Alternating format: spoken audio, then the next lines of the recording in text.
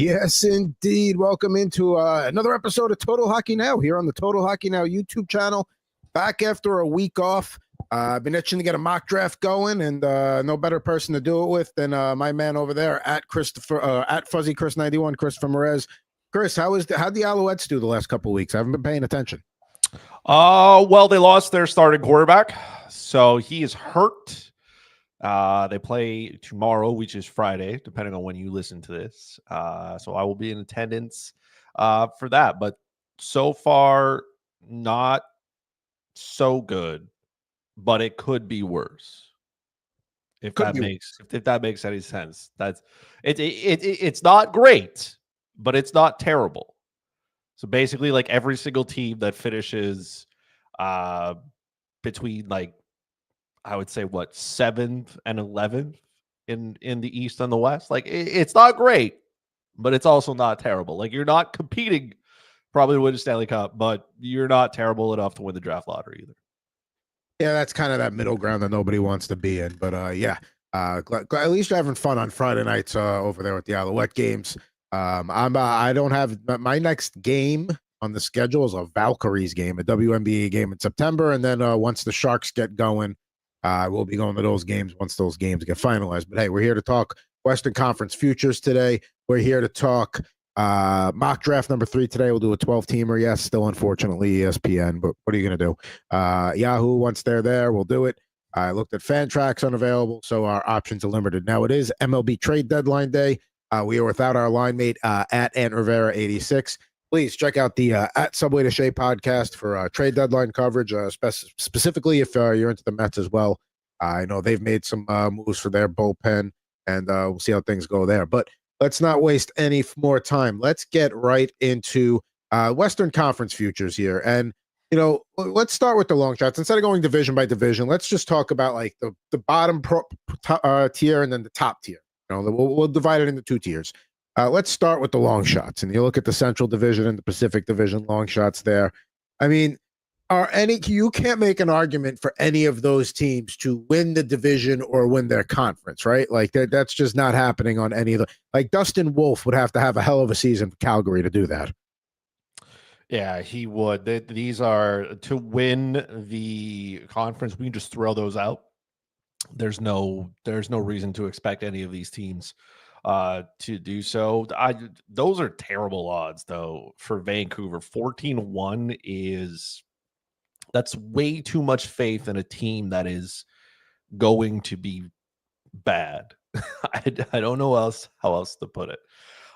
The Ducks having better odds to win the division than the Flames is certainly a choice. That is right up there with some absolute delusion. I get that the Ducks have gone out. They've added some players. They've added some veterans. Yes, the coaching staff is better, sure, but this is still a not good hockey team. I don't know how else I could put this. So having them on the same wavelength as the Flames, who, by the way, put up a fight. Like Calgary was not supposed to do very well and couldn't score. Could score. They exceeded expectations, but maybe Calgary's going to figure it out. Maybe they're doing what a lot of teams should be doing, which is building from the back end out. They have an absolute studded goalie. Their defense is not terrible. This is going to be a question of where are you going to find offense from this team? But I mean, defense wins championships. That we know. And the Flames back end and their goaltending is far superior than what the Ducks have. The Ducks are still building, man. This is not a year where they take a crazy wild step. So if there was any odd that I would trust, or if I was throwing something like if I was taking a $10 bill that I never wanted to see again, rather than flushing it down the toilet, I would put to win the division the Calgary Flames. That would be about it. Now, maybe not so much for, and if we go, let's finish off with the Pacific here. I mean, we know Seattle, San Jose, not even like probably playoff realm this year. Calgary could sniff it. Anaheim could sniff it. Vancouver, even if like, okay, like, because last year kind of got off on a bad foot because of the whole JT Miller, Elias Pettersson issue. Now that's gone. You start clean slate, new coach. I just don't think there's enough there, even if Demko stays healthy. I mean, maybe to make the playoffs. Looking on the teams on the right side in the Central, yeah, neither team for the division or the conference. Any of these teams on the board that you would consider a yes for the playoffs bet? For me, if I had to take a chance, Nashville at plus 190, maybe they just needed a year to get going. I mean, listen, UC Saros was a goalie that we all had going top 5 in fantasy last year. So, maybe they figure things out and they gel. So to make the playoffs, sure, but like not a division or a conference for the Predators. Because Calgary was kind of circling the playoffs right down to the end and they couldn't score. If they can find any offense this year, trying to find their playoff odds here, it would be yes, plus 270 to make the playoffs, according to DraftKings. The Ducks, I'm not as keen on, but if you were interested in the Ducks here to go to the playoffs, that would be plus 190. So basically, Nashville or the Anaheim plus 190. You're looking for a little bit longer, Calgary plus 270. Either of those intriguing you? Any of those?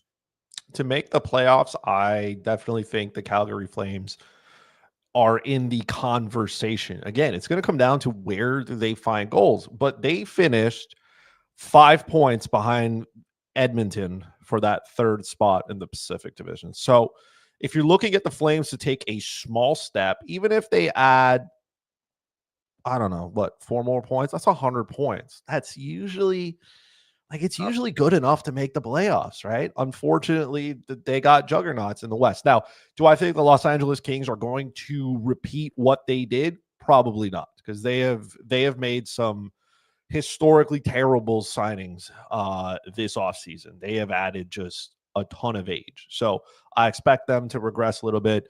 San Jose, Seattle, like even Anaheim. I don't know where we're getting this copium. Let me blow your mind a little bit more, because I didn't mention the Canucks to make the playoffs. Plus 105, yes. So they have them. And to miss the playoffs minus 135. Wow. Okay. Well, if you want to put the mortgage on the miss the playoffs for the Vancouver Canucks, because they missed the playoffs last year, right? They had less points than Calgary, and you're telling me that the Vancouver Canucks going into this season, they are an improved hockey team? This is a team that's going to get better? No, ain't no way. It's good. Listen, Canucks fan, it's going to be a long year. I suggest we strap in and we start get a big jug of bleach, because you're going to need it all year to help wash down the pain that will be your season. And we're not even talking about the whole Quinn Hughes saga that is just going to be hanging around the periphery. Because I mean, it's like the worst kept secret that he wants to play with his brothers. I mean, no fault there, but and they're not going to be acquiring Jack and Luke. So there's only one way that equation can go. So yeah, it's not going to be a fun year to be a Canucks fan. Flames and Ducks, maybe have a little bit something excited to root for there. Not much really to talk about there with the Central Division. Before we get to the actual playoff contenders, State of Survival, our old buddy there, Sup Boys, Isle Stanley Cup 2025. We'll take a look at the Eastern Conference next week. Hopefully when Ant's back, we'll take a look there and see how he feels about his Devils. I don't know about the Islanders Stanley Cup in 2025, but I mean, we talk about how the Metropolitan's a weak division and that, third, fourth spots could be had. Who knows? Maybe the Islanders, surprise some people, but let's talk about the actual top teams, we'll call them here. And again, split up by divisions there. On the West, you see the Vegas Golden Knights are the favorites there to take the Pacific at plus 155. Also, the conference favorites at plus 400, presumably because their path will be a little bit easier than whoever comes out of that Central Division. The Kings a little bit, plus 370 there after the Edmonton Oilers, plus 170 to win the Pacific. Edmonton right behind. They are tied for second best favorites with the Avalanche at plus 450 to win the conference. The Kings are 11-1 to win the conference. And then going to the Central Division here, and there, we'll talk about Utah there, but the division favorites are the Avalanche at plus 215, followed by the Stars at 225, the Winnipeg Jets at plus 500, the Minnesota Wild at plus 800, Utah Mammoth plus 900, and the St. Louis Blues at 12-1. Legitimate conference favorites there: Avalanche plus 450, Dallas plus 475, Winnipeg 12-1, Minnesota 18-1. If you want to look at Utah, 22-1, and St. Louis at 25-1. I want to talk about St. Louis and Utah in a little bit because they both deserve a little bit of time there. But at first glance at the West, do we agree that Vegas should be the favorites with the addition of Marner? And how much does maybe Colorado or Dallas are better teams, but the fact that the Central Division is just really tough, that has to absolutely factor in here. Yeah, I mean, listen, for the Vegas Golden Knights, I think to win the division at plus 155 is not like that number seems incorrect because I think their path to the top of their division, like it's theirs to lose. There's not a single team in their division that is on par with them right now. Like the Edmonton Oilers didn't get better. I thought that number should have been closer to like what 105, 110. So 155, you're getting a crazy deal in my mind because Edmonton didn't get better. No, I mean, look, Edmonton didn't get better. They did not. The Kings, I don't know what they did. They just went out there and added some terrible contracts to a team. They are aging, right? I get that they have some young talent in there, but I expect them to take a little bit of a step back. They're not going to go on that crazy run where they just didn't lose on home ice again. And you also have to factor in, like, what are we going to get from Darcy Kemper, right? He played well once. If you think lightning will strike twice, then sure, you can take him and hope that he can rail this Kings team and they can finish towards the top again. But on the Pacific side, this is Vegas's division to win. And I guess by default, yes, they should be favorites to win the conference because it's the path of least resistance here. I'm not saying it's going to be easy, but you don't have to go through the Central, which has, in my mind, 4 legitimate top hockey teams. 4. And one of them is going to, there are probably 4 teams that are coming out of the Central, and one of them has to be a wild card. Like we could see 4 teams on that side. You're going to see 5 out of the Central. You're not going to get, I don't know who that 4th team is out of the Pacific.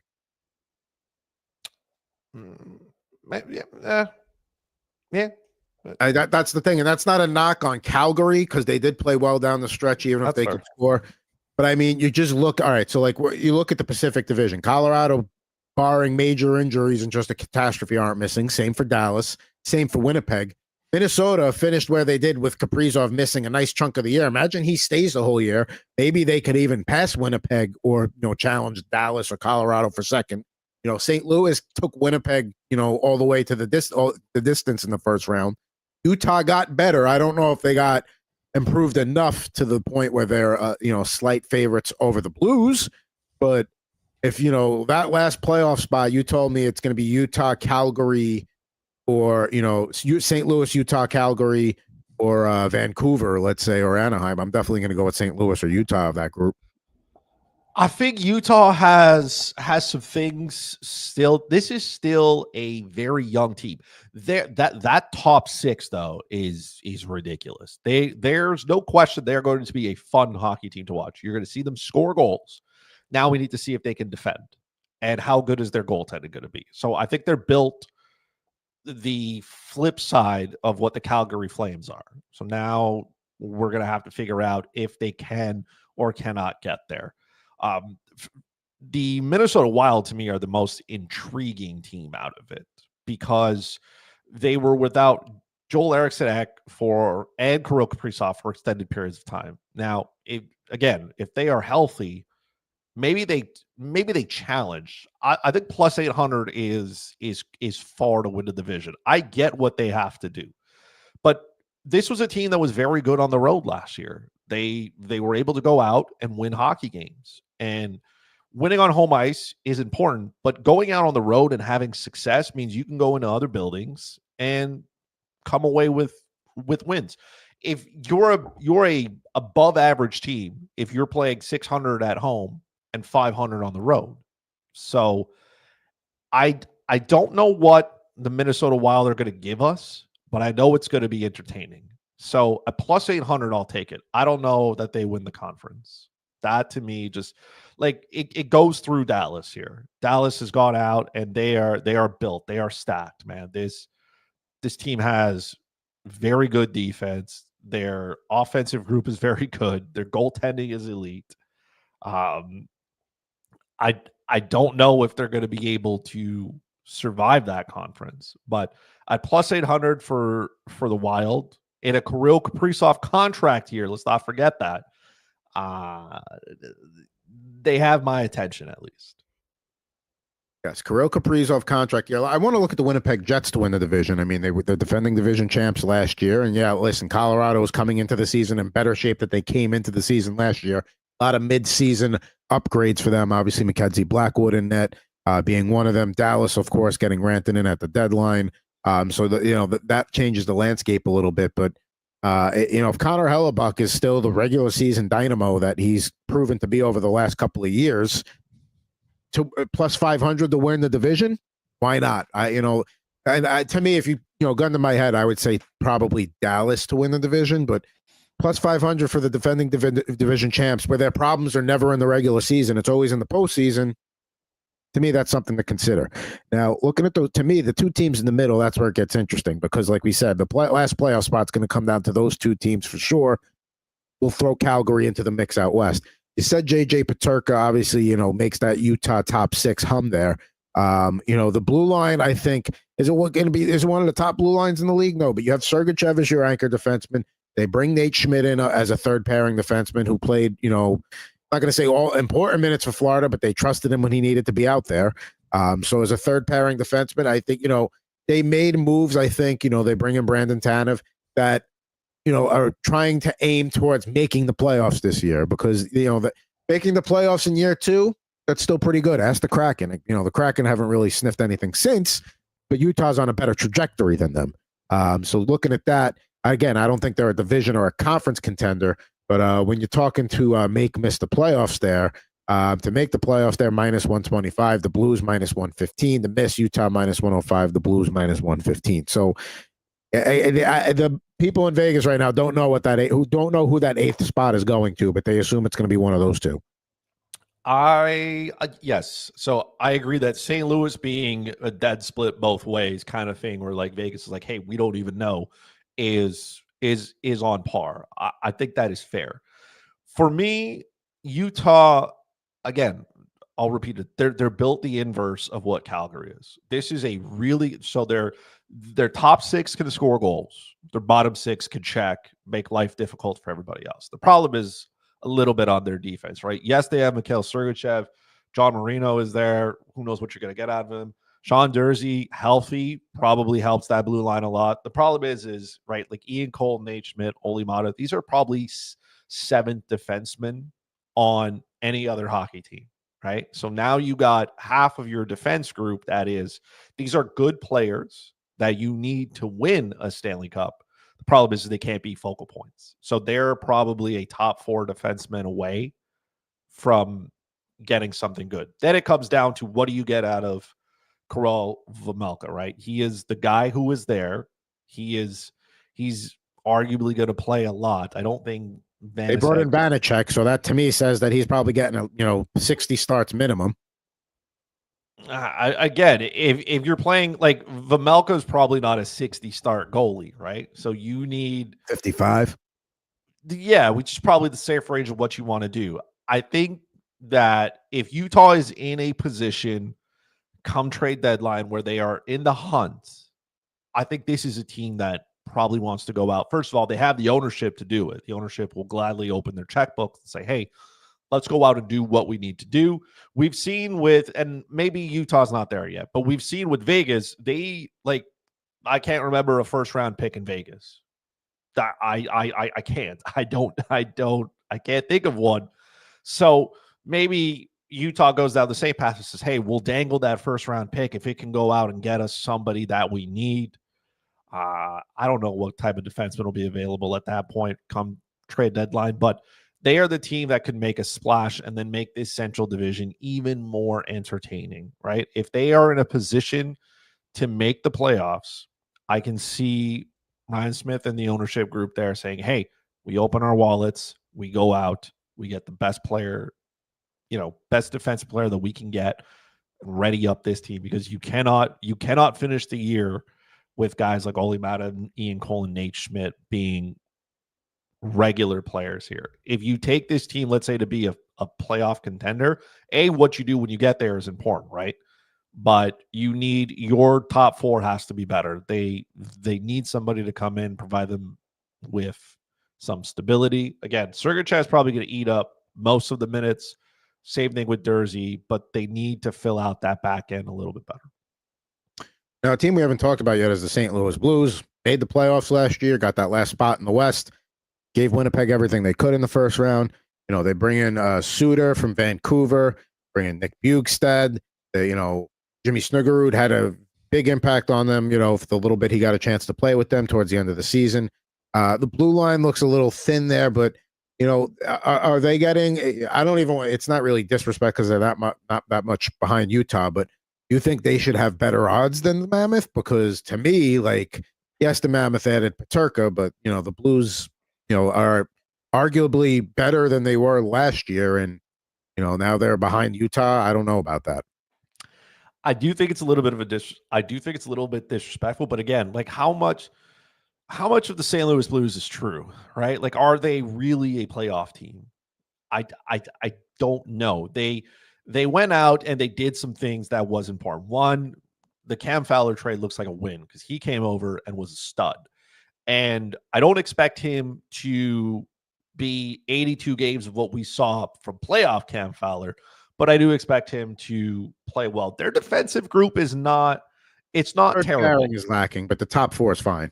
I think I think St. Louis's 6 defensemen I would take them over what Utah's defense group is. So from there, it's good. Would I also take Jordan Binnington over Vejmelka? Probably because Jordan Binnington has proven that he can get the job done and he can play a bunch of games. You got to get good Jordan Binnington though, because we've seen that not good Jordan Binnington isn't it. But I think that's behind him. I think, not to say that can't rear its ugly head from time to time, but I think we need to kind of get off that. Binnington, I think he's proven between the Four Nations and then taking Connor Hellebuck the distance. I think we can put that behind him, at least for now. But like you said, it might rear its ugly head, and that's the problem. Is when is it going to rear its head? There are some question marks on St. Louis's blue line, right? One, don't forget, they went out and they acquired Logan Mailloux, who, as I've got to watch, very good offensive defenseman. There's no question about that. The problem is they have offensive defensemen there, and Mailloux's defensive capabilities are where he lacks. So I think their top four is good. They're going to get offense in the same way. Not exactly on the same wavelength as the Calgary Flames, but outside of Jordan Kyrou, I think the rest of that gang is pretty just good. Maybe I'll throw Robert Thomas in there. He's a top center. He's top center. The problem is he doesn't shoot the puck. He refuses. He'll get you 70 assists, but he will. But again, is the supporting cast there good enough to help the St. Louis Blues every given night? When I look at the Blues down the middle, it's not a lot of household names, but and I'm not going to say a strong and deep group down the middle, but it's a consistently tough group down the middle that play the position well. Suter, Schenn, Bjugstad all play 200 feet games. In that regard, I think they're a tough team. That's what the Blues are. They're not going to be a top tier team like a Colorado or Dallas. They have to just be a tough team to play against, and that's exactly what they are. Last year, Dylan Holloway and Philip Broberg both had massive contributions that, makes those offer sheets look like a no-brainer. They were borderline a no-brainer then, and now especially. Let's see what we get out of Holloway this year. Maybe another step forward. Broberg was playing well before he got hurt. To me, I like the Blues. When I say to make the playoffs at -115, miss the playoffs, I'd rather take make than miss for them. I probably would too. The problem then comes down to like all these teams play in the Central, so they have to play each other a bunch of times.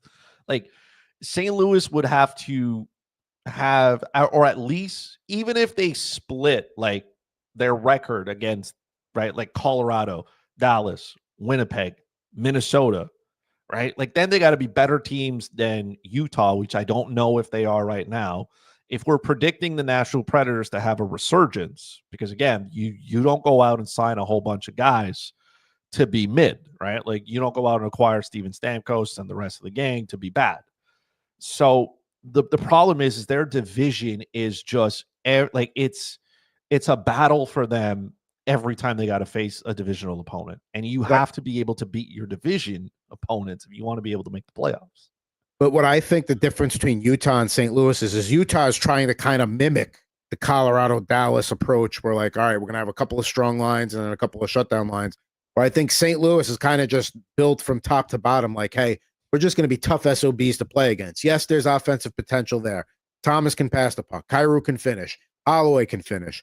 Snuggerud can finish. So they have the guys that can do that. But I think they're kind of built to go up against Colorado and Dallas and Winnipeg and Minnesota 4 times each this year. I think that's what the way they're constructed is to really have a chance against those teams. So again, I maybe I'm a little too in love with the Blues here, but going into the season, I like the way they're built to handle that tough division. It's almost like they acknowledge, like, this is the kind of hockey we're going to have. If we're going to beat these guys, this is the way we have to construct our roster and how we play. So, okay. So sticking with that though, the problem is here in the Central is there's too many good teams then. So who, if St. Louis is making the playoffs, who is not Utah in that game? Okay. I think I think you're going to have Utah and Calgary chasing that last spot to the last days perhaps. But to me, like, St. Louis played well down the stretch, and maybe it was just a situation of sometimes teams get hot at the right time and they ride that momentum and all that. But there's just something about the Blues. I like the way they're constructed down the middle. Now, before we start to get ready to go to the mock draft, and I should probably pick that as we're talking here, any of the teams we've talked about in this group, would you pick to maybe miss the playoffs? Obviously, the Kings are probably one you would talk about at plus 260, but then who's taking that third spot? Is Calgary good enough? Is Anaheim good enough? Is Vancouver good enough? Is there anybody that you would look at maybe a missed playoff bet? For the Pacific? Or the Central?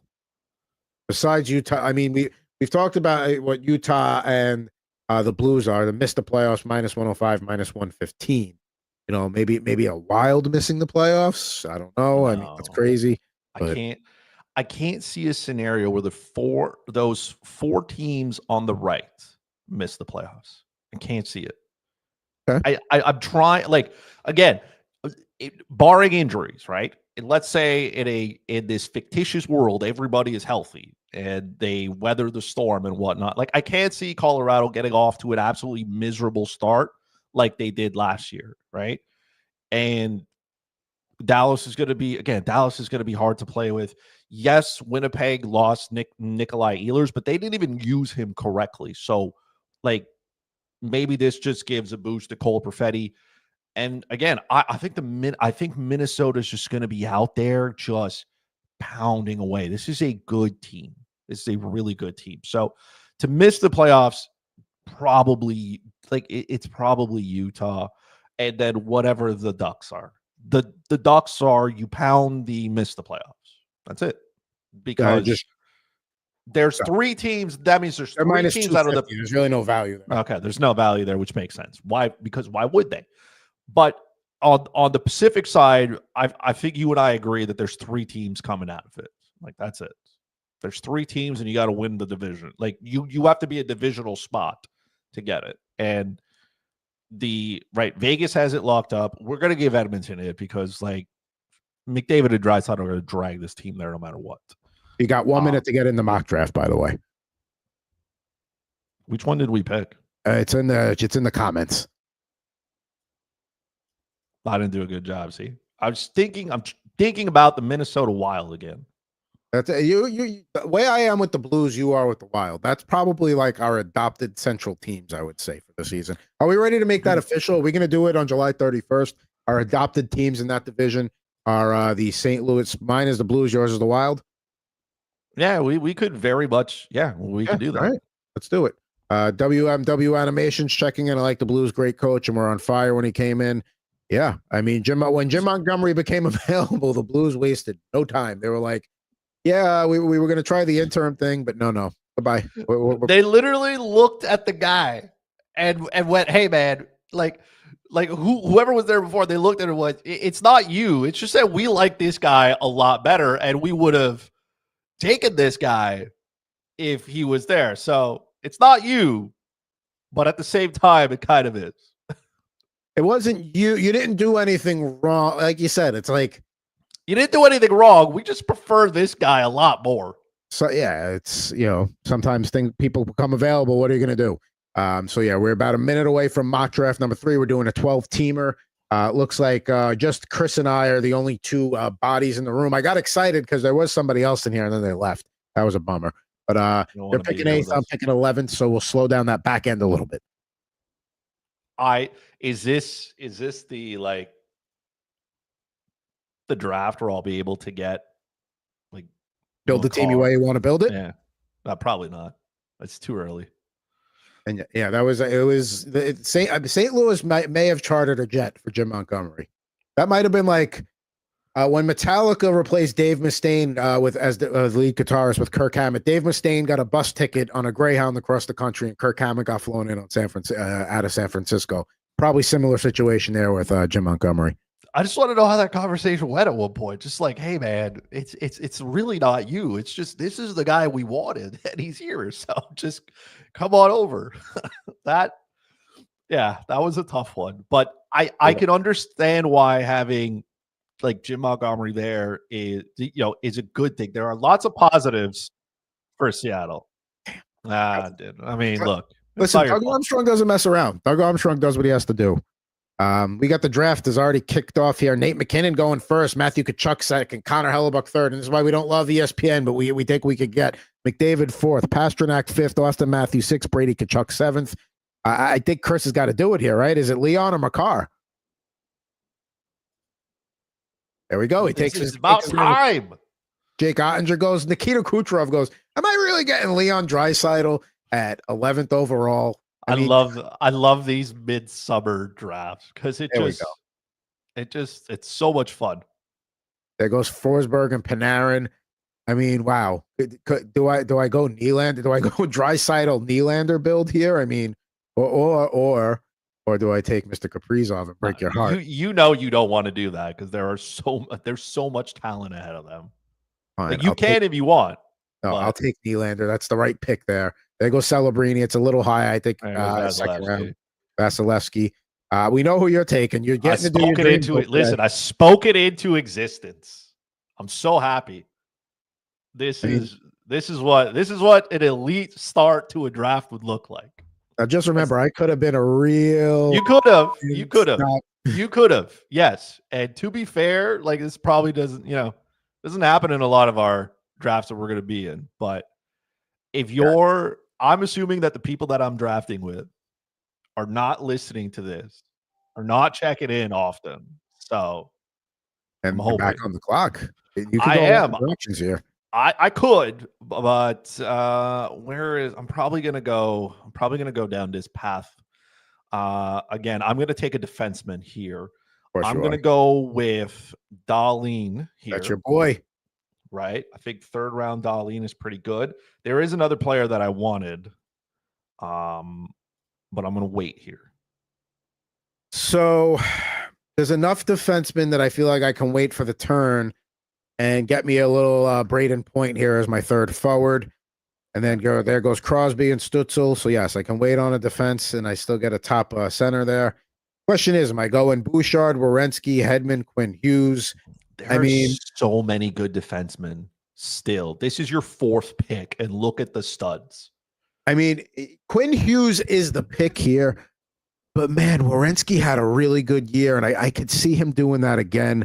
It's tough to. I'm going to take. I'll stack Bouchard and Draisaitl for power play potential there. Yeah. All right, so then there goes Darcy Kemper, so I don't get my boy. Adrian Kempe goes. Chris back on the clock here. I'm assuming he's going to take a defenseman, probably one of the ones I talked about, because he loves to have his cornerstone group. The But problem is I know if I take this defenseman, I'm not getting the forward that I want. I think you got to go forward here with the long turn. No, I got to go with Werenski. All right, There's too many goals there to pass up. But he will get picked here. Off there, but it was Tage Thompson. I knew it was Tage Thompson. Yeah, I knew that. I was trying to like maybe get you because I knew if you didn't take him, there was a chance maybe him or Hughes. But I knew somebody then was going to take Zach Werenski. Like that is just Chris back on the clock here. So yeah, there goes Matt Boldy. There goes your other like guy you like. Oh my God. I mean, right here you got a Marner, you got a Scheifele, Wyatt Johnston. There's some options if you want to go forward. I can't ignore him though.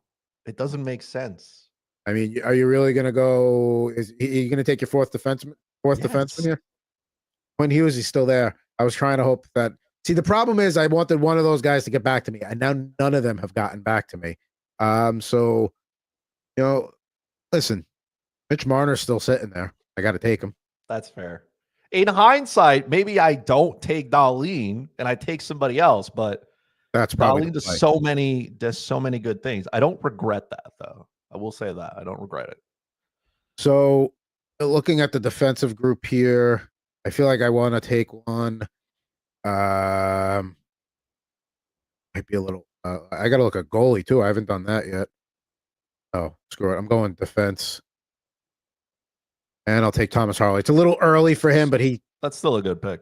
He's the top defenseman on one of the top teams in the league. And I really want to make sure I have that second defenseman locked in. There goes Jesper Bratt and Dylan Larkin. Another defenseman I considered there that maybe I get on the way back. I'm going to do it. I mean, it's hard to pass up point per game talent at this point.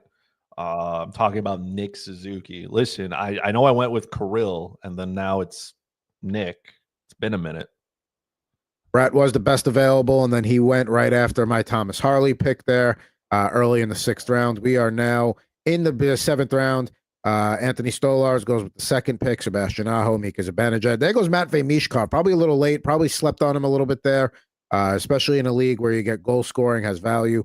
Ilya Sorokin and Nico Hischier go. Those were the two guys I was also looking at, which I will not get a piece of. I love Nico Hischier. Love him. I don't say that about Devils much, but I probably do need a goalie here. This probably changes as like the year moves on, but Mackenzie Blackwood still being there seems like really good value.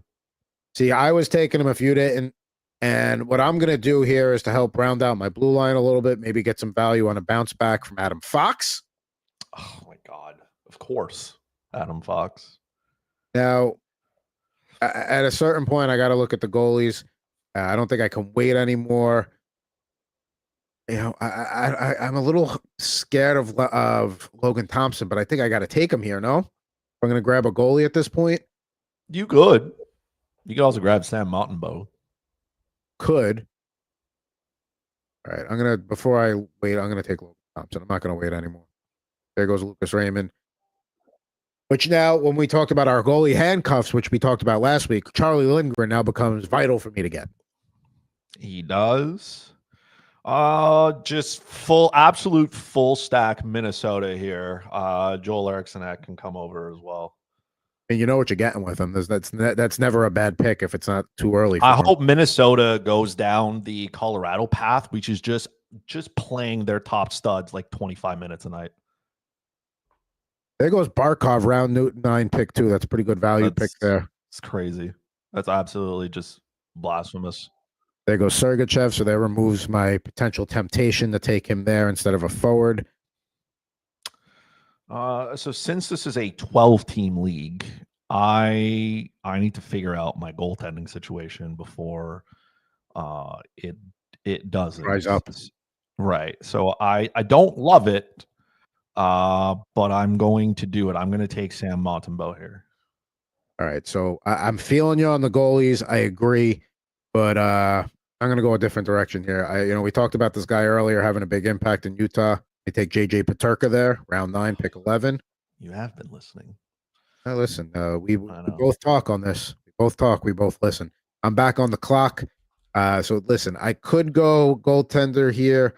I'm gonna roll the dice and hope I can get Mr. Lindgren on the way back. I could look at the blue line here, but another guy I'm gonna try and jump on because he probably won't be available when he gets back to me is Mr. Nikolai Ehlers, around 10, pick 2. So loving my forward group here: Draisaitl, Nylander, Point, Marner, Paterka, Ehlers here. So I got a good group there. I'm happy with my blue line: Bouchard, Harley, Fox. Goalie might be a little risky here for me. Chris back on the clock, Brandon Montour, and Mike Matheson were the 2 picks between us.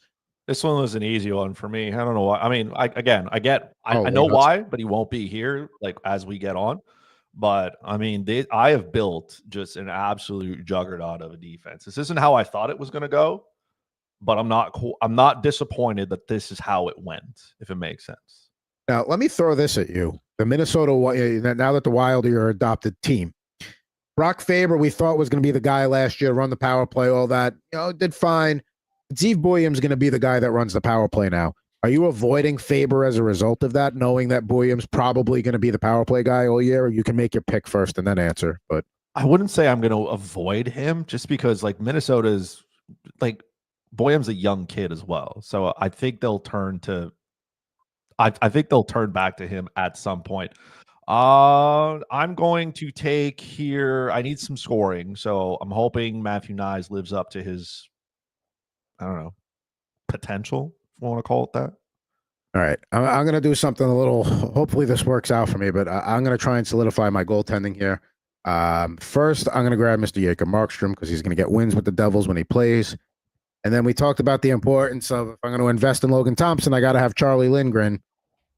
Boom, goalie situation settled. Now, I don't think I passed on anybody at forward or a defenseman that can hurt me, but now I know my goalies are set.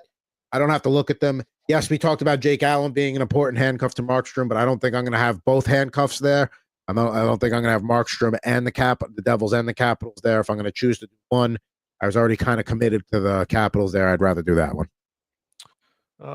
That's actually quite fair. I'm going to go here with Robert Thomas just because I know he's not going to score, but you did say that he's going to rack up assists. So that's what he does. Right. And I'll deal with the goals later. Right. But I think I'll be okay here. Now, me waiting at defenseman might hurt me a little bit here as you're starting to see a run on them.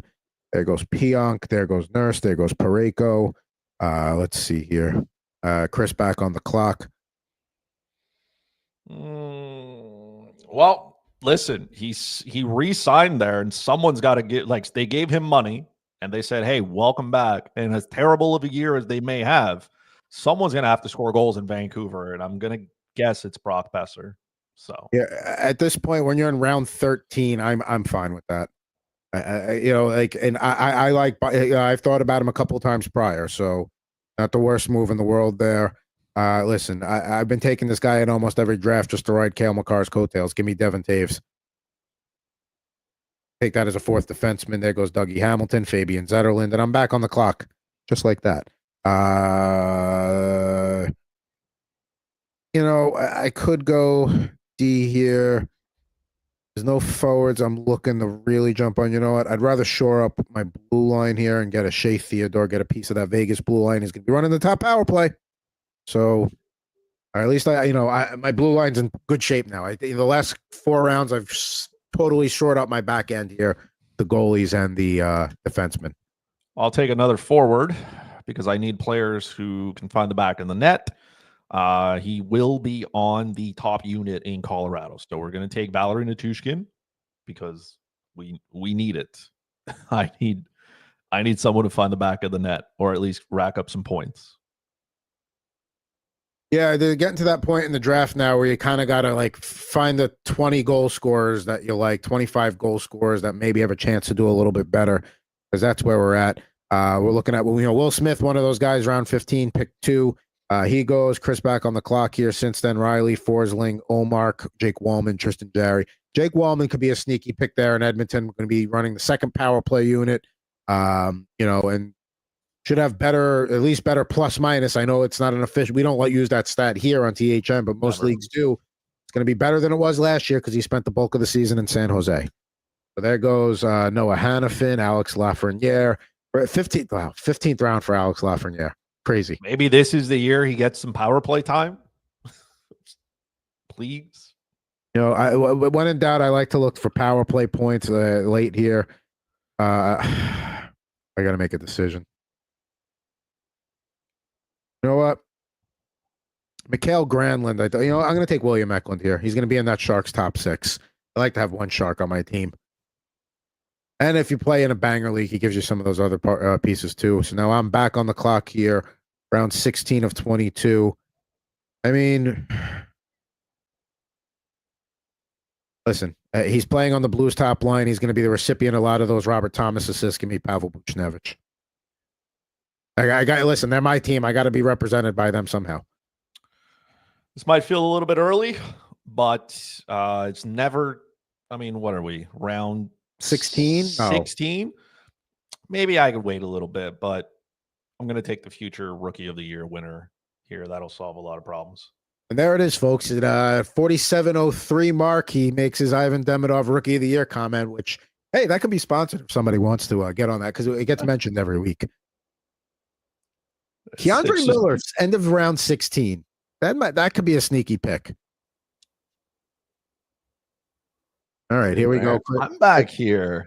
Chris, I've watched his name go by like a couple of times, and I feel like maybe it's like, did Barzal die? Like, I feel like he may not be the player he like in his rookie year, but I don't know. We're in round 17. Like, there's got to be some offense left in Barzal if he's healthy. So, and he's projected to play on the second line with Anders Lee. So I mean, listen, that's a pretty good running mate there. So there goes, let's see here. After Barzal, Merzlikins goes. I'm going to close out or get ready to close out round 17 here. Could go forward, but I feel like defensemen are going to start to dry up soon and quickly here. And hey, you know what? You talked about this guy earlier. Give me a little Cam Fowler as my bench defenseman. He's listed as utility, but he'll get bumped down at some point. There goes Ryan Donato, Adam Larson. I'm back on the clock here. And at this point in the draft, I think there's no real you get the guys you want, even if you feel like maybe it's a tiny bit of a reach. But listen, Quentin Byfield in the early part of the 18th round is not a reach. And there goes Brant Clark, who could have a big year for the Kings. I'm going to solidify my goaltending. Right, we talked about him earlier.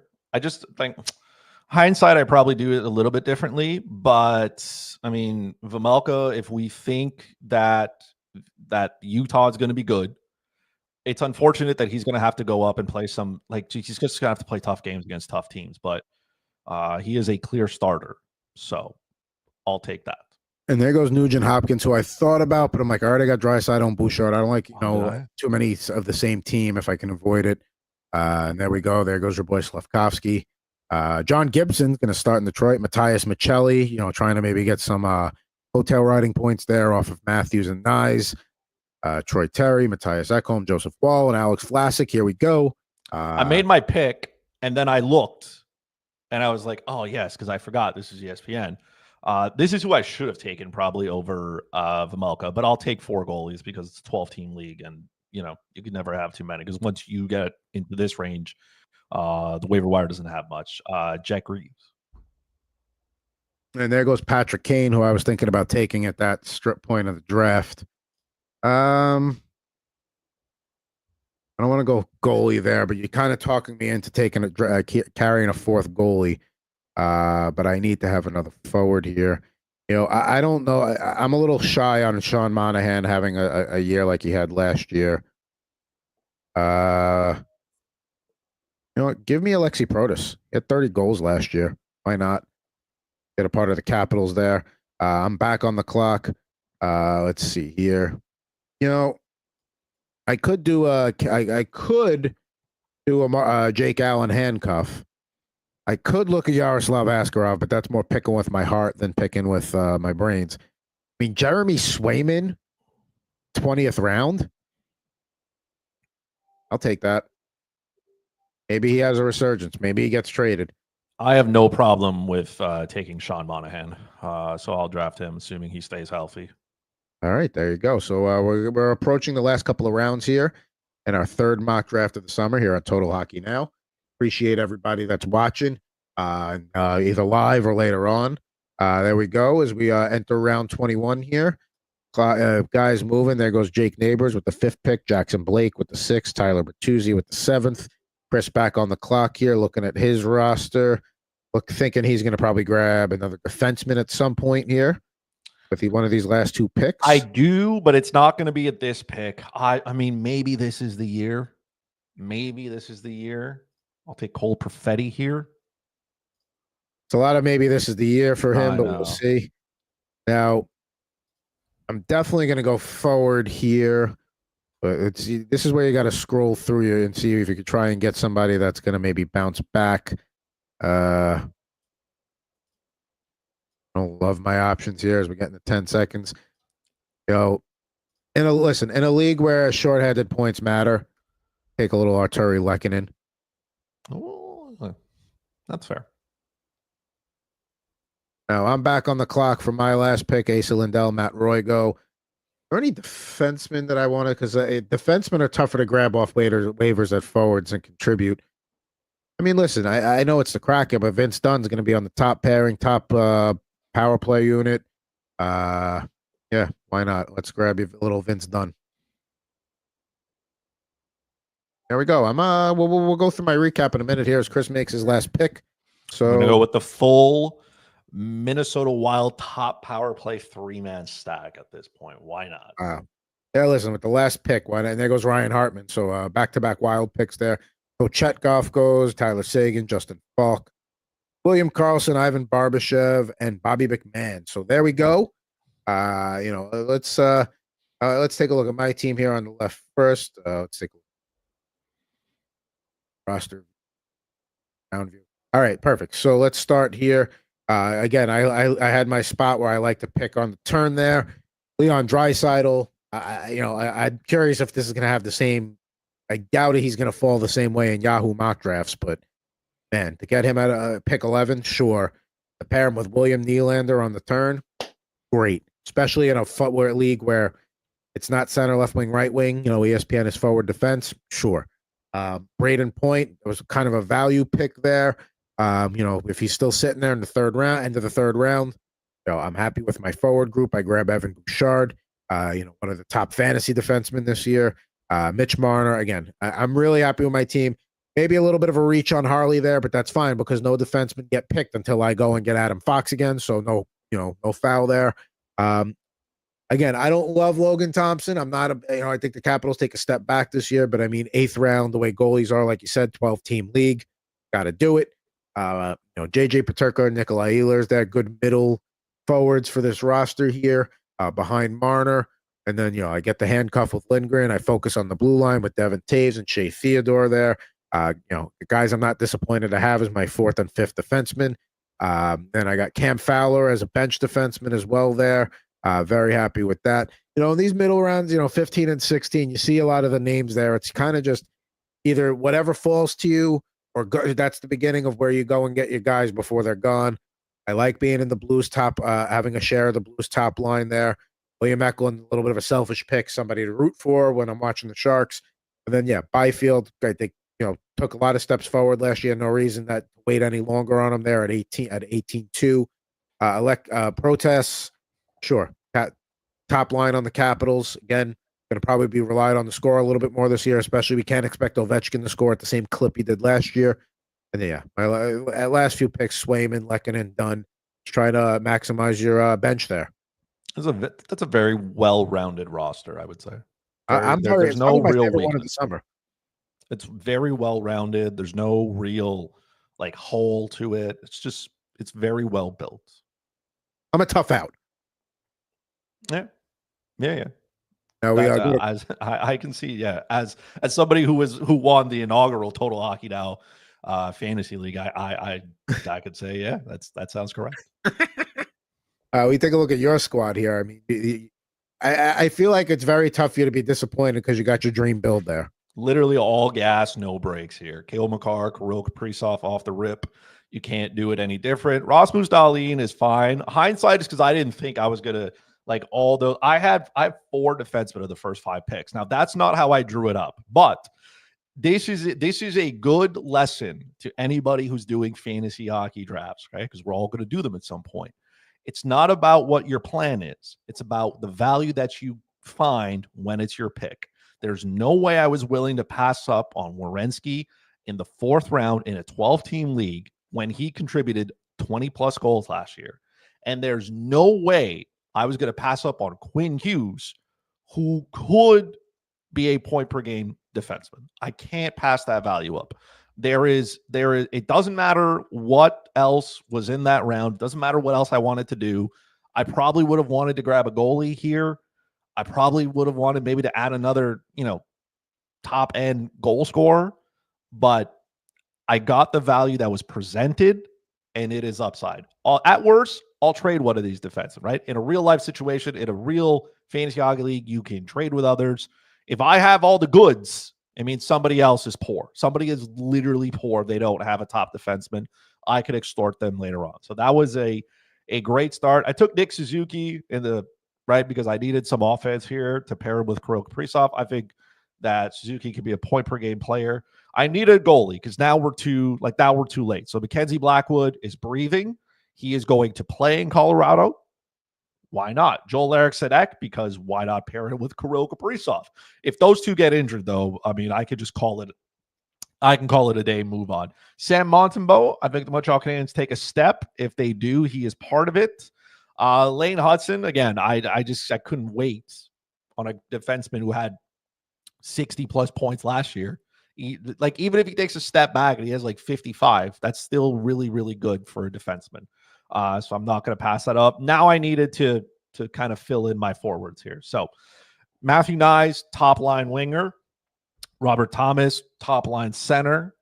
Brock Besser, top line winger. I'm going with guys we're going to see a ton of opportunity on the top line, either 5-on-5 or on the power play. That's what I'm looking for. Valery Nichushkin is a guy who's going to play on the power play. We know Colorado can really finish on that power play. Alexi Lafreniere, I'm just dreaming here. Maybe at some point he'll get some power play time. The 15th round for a guy like that. 15th round's not bad. I think if he gets some power play time and he starts to explode, right?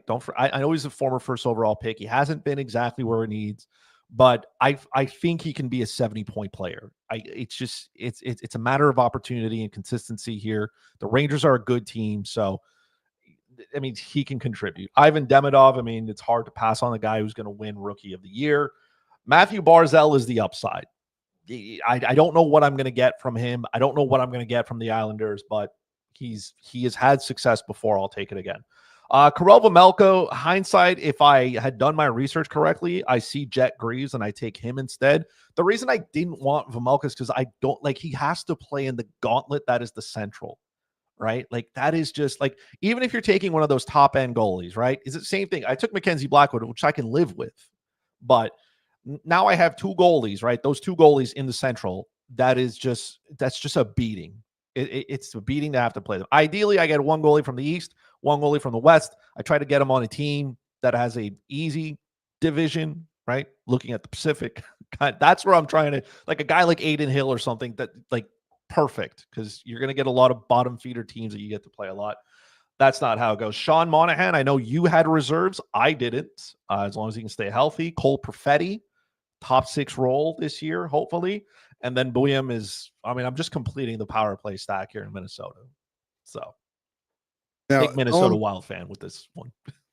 Going back to my draft for a minute, if there was one area that maybe okay, maybe I could have played it a little bit differently, but it ended up working out because my blue line of Bouchard, Harley, Fox, Taves, Theodore is nothing to sneeze at. I would have hated to pass on Braden Point, but I probably could have grabbed Werenski there.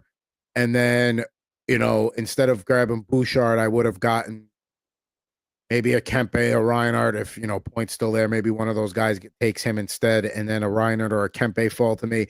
Maybe that's one area where I could have maybe played it a little bit better, but it's really tough to say no to Braden Point at the end of the 3rd round. Yeah, it's extremely hard to say no to certain, you're looking for maximum upside. If you, let's say you take Werenski, then I'm probably not taking Quinn Hughes there because I'm it's fine. I don't, not that Quinn Hughes isn't good. He's not scoring 23 goals. He's not Zach Werenski. So maybe I take Matt Boldy in that sense, or same thing, Adrian Kempe, Sam Reinhart. So maybe you save me from having 4 Minnesota Wilds. But it's all about looking for value. That's how you draft. We are still early into this.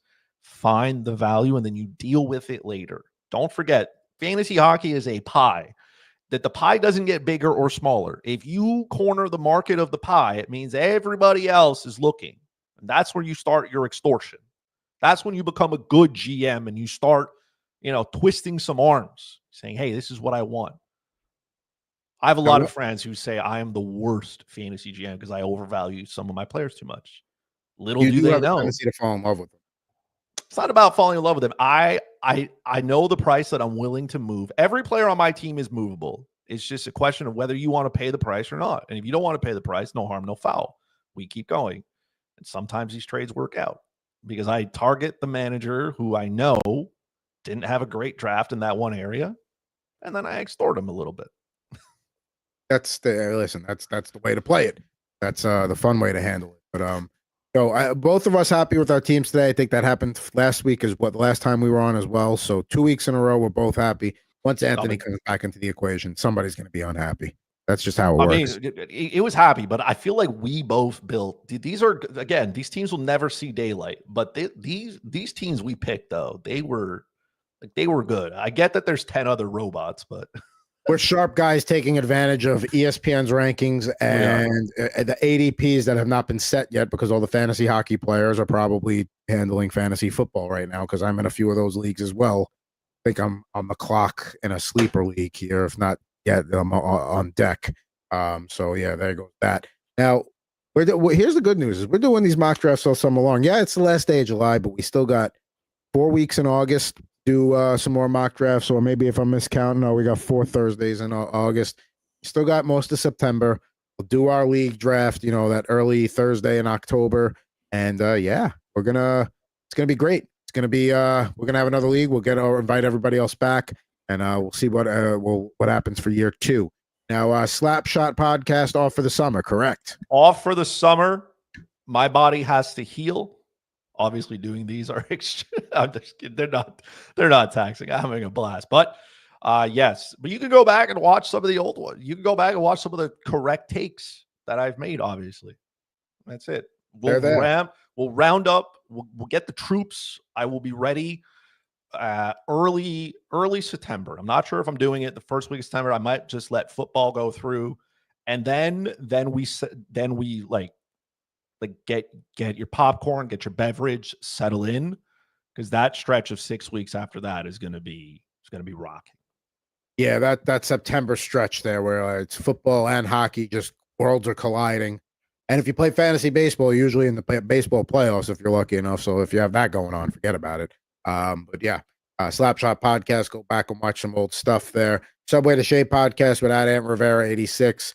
Check that out. Trade deadline coverage. Rip and Riff also in a bit of a hiatus till football gets a little bit closer there. Go back and watch some old episodes there. Those are always fun with @Mr. Jared Moore and myself. But who the Alouettes playing tomorrow, Chris? I think they play Calgary. Little Alouette Stampeder action. Yes, I think they play. I say that now, even though I have no idea, but false. They play Saskatchewan. They play Saskatchewan Roughriders. My bad, Rough Rider Nate. See, if I had to pick a team, I like the green, so that would be my team. So go Saskatchewan. So I'll be rooting against you. I said tomorrow. It's on Saturday. I have no concept of time anymore. That's fine. Either way, I'm rooting against you. That's my adopted CFL team, I guess. Couldn't name a single player on them, but I love the green. We're at Fuzzy Chris 91. I am at Pucking Thoughts. Adam Bernard back with you next Thursday with an all new mock draft, and we'll take a look at the Eastern Conference long shots and top teams on another episode of Total Hockey Now and the Total Hockey Now YouTube channel. Thanks for watching.